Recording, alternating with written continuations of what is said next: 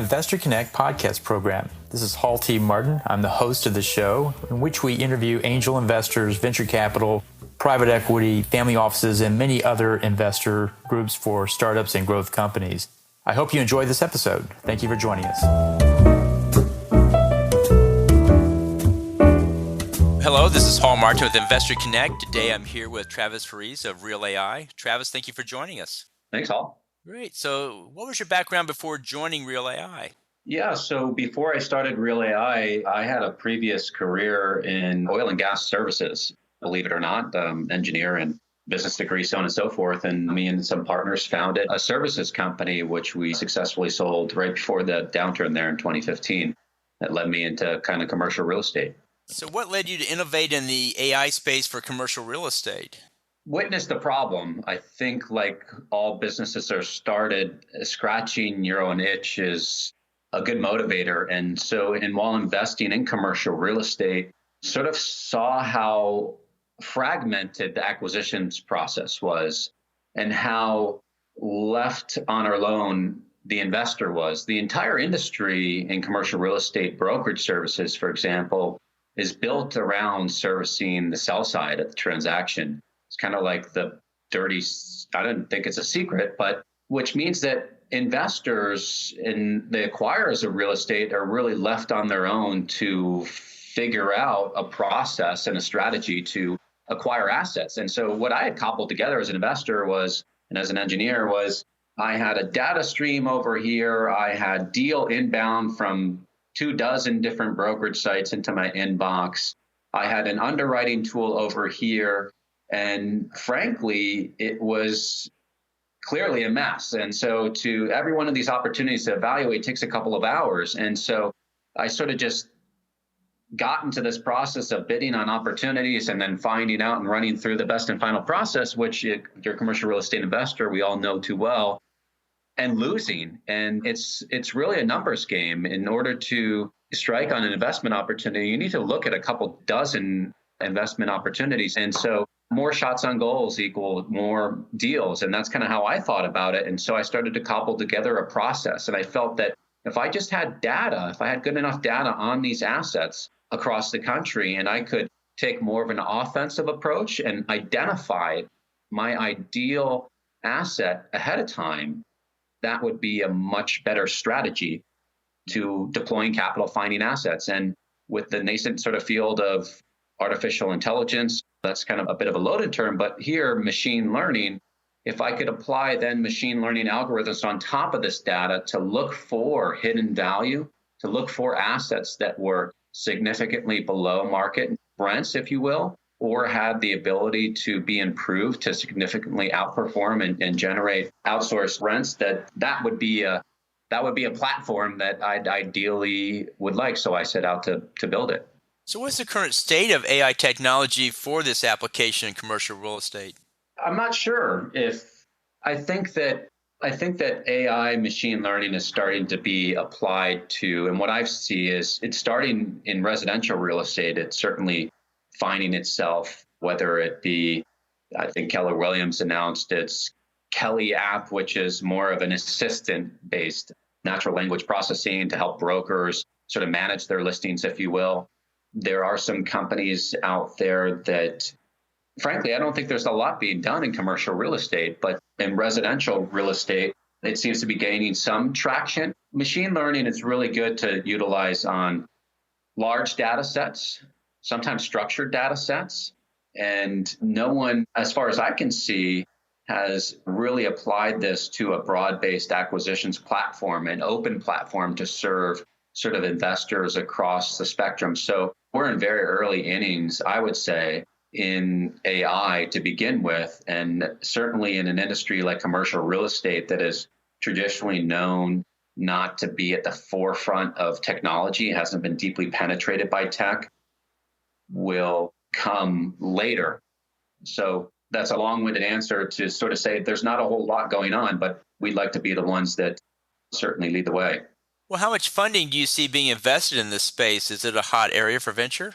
Well, I think about AI and machine learning as a tool, and that tool permeates a lot of businesses today, a lot of technology businesses. Google is ostensibly an AI company. Microsoft, Amazon, Uber through their route optimization technology. Of course, Amazon Alexa, Siri is arguably could be thought of as machine learning algorithm. So yes, absolutely. I think that if you just pay attention to the amount of money that the big tech companies are pouring into data science, signals that there's a big future in this particular field. And it's a distinct programming methodology, whereas before, for example, if we're measuring, for example, seller intent, right? So we want to know of the 90,000 properties in our database, what is the likelihood that any one of those assets will be available for sale in the next 6, 12, or 18 months? Well, what we can do is we can throw our data set at a machine learning algorithm, and it is going to play an iterative game. It's going to look for correlations, which a human being or an economist would, it'd be impossible to sort of code up and make inferences on its own. And as we get new data, new sales data in, it's updating its perspective, its view on what is correlated, what is not correlated.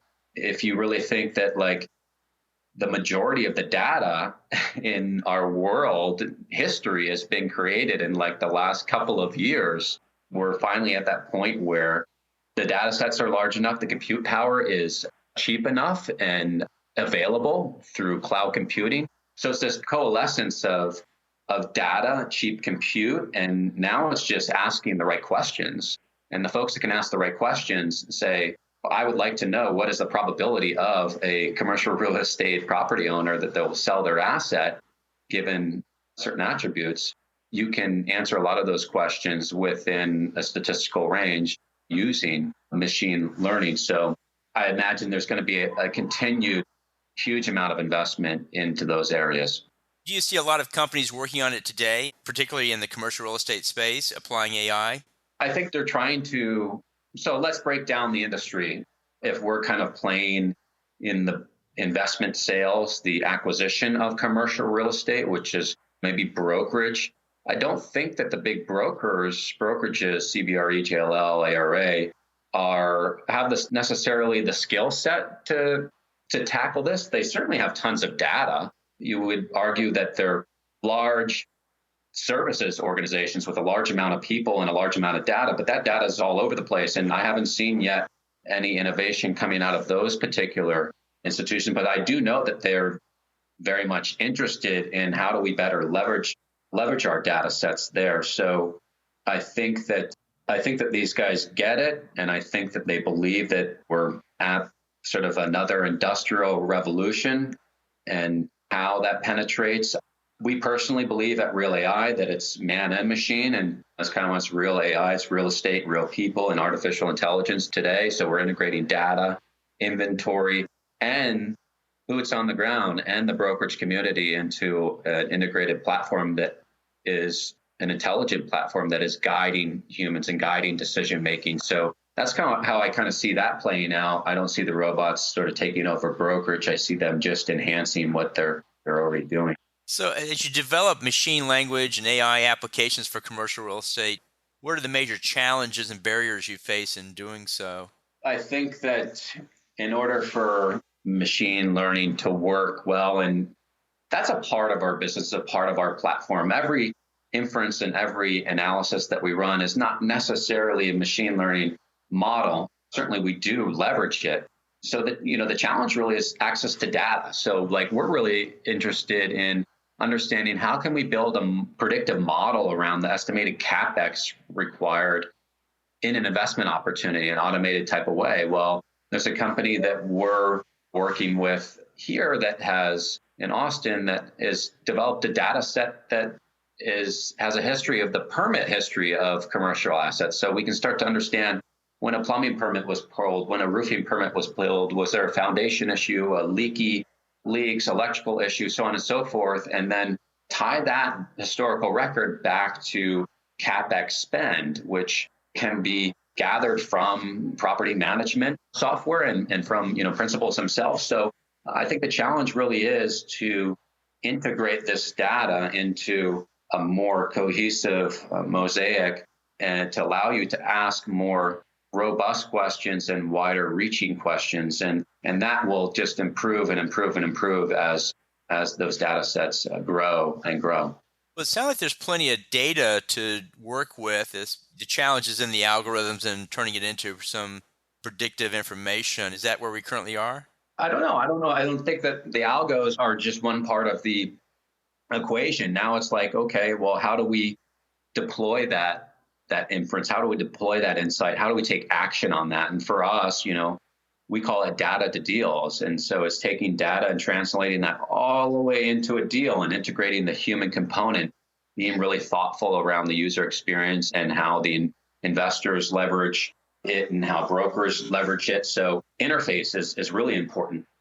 Amazon Alexa, for example, is a great example of a great execution of utilizing a piece of powerful technology. So I think there's multiple different challenges, but I would say in the world of like real estate, there's a lot of good data out there. It just needs to be, someone needs to come along and ask the right questions versus some other areas of artificial intelligence where the data might not be as prevalent or readily available. That could be in the medical space, that could be in where the information is highly protected and fragmented. So the challenge can be in commercial real estate, it's starting to open up a little bit more, is opening up that data and making it a bit more free rather than siloed and protected and putting people in front of that data layer. So what has real AI done in this field so far? Yeah, so today we are leveraging our data set, particularly in the multifamily space. That's where we're getting our start to help identify investors where they should invest and where there is opportunity across the country. So today we've identified 6,000 assets across the country that we call our value add assets, right? That are assets that are charging significantly below market rents, or if they were to make an improvement, could expect increased rents significantly. And that's what investors are looking for. They're looking for a bit of a return. We've developed an automated valuation model that gets us within 10% of the actual value. So then now instead of spending the couple of hours that I used to spend underwriting an opportunity, a marketed opportunity, I know immediately within a reasonable range where this asset should transact at, and therefore back into a return. And if that return doesn't meet my kind of metrics, well, it's an easy pass, and I can therefore focus on a larger space of investment opportunities. We are working with brokerages and bringing together a lot of the inventory out there that's highly fragmented and automating that process of what opportunities make sense for me as an investor. So that one, they're not missing anything, and two, they have an objective insight into, is this a good deal or a bad deal? What are the true market rents? What is the condition of the property? Is there any value add here? What are rents expected to do based on Real AI's projected rental models and occupancy models? So that's been our approach, is just solving one little sliver, I guess, of the world's problems, and starting with commercial real estate, and that being more specifically multifamily, and then expanding into other asset verticals from there. Well, after commercial real estate, where do you think the next opportunities lie? For us? Yes. Well, we're focused on commercial real estate. I think that's where our expertise is. We're really trying to combine software and service. So I see opportunities for us to work and integrate with insurance brokerage and integrate with debt brokerage, with the other parts of the process of closing a commercial real estate deal, the other pieces of the puzzle.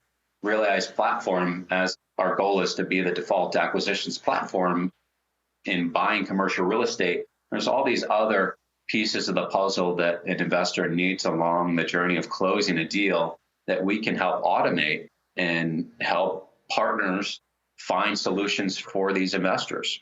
Well, that's great. Well, in the last few minutes that we have here before the interview, what else should we cover that we haven't? I think it's pretty good. I think that it's an exciting time really to be an entrepreneur, exciting time to be in business. I would just sort of, if I'm waxing philosophically, I would say that we're on an exponential curve of technological change, and that AI is going to accelerate that curve even more. I think what used to take maybe 10, 20 years now starts to happen in 5. And so the pace of change is going to happen so rapidly that it makes sense to, I think, to embrace technology and to certainly pay attention, because it's not going away and it's certainly not slowing down. Great. Well, how best for listeners to get back in touch with you? I think visit our website. Email is great, travis@real-ai.co. And I think other than that, if you're ever in Austin, come check us out. Great. Well, we'll put that in the show notes along with your LinkedIn profile and website address. Thank you for joining us today. Hope to have you back for a follow-up to see how things are working out. But appreciate your taking time to join us. Thanks, all. Investor Connect helps investors interested in startup funding. In this podcast series, experienced investors share their experience and advice. You can learn more at investorconnect.org.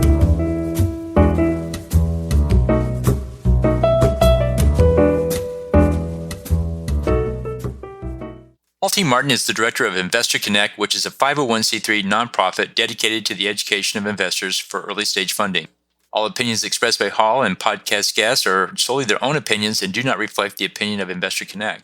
This podcast is for informational purposes only and should not be relied upon as a basis for investment decisions.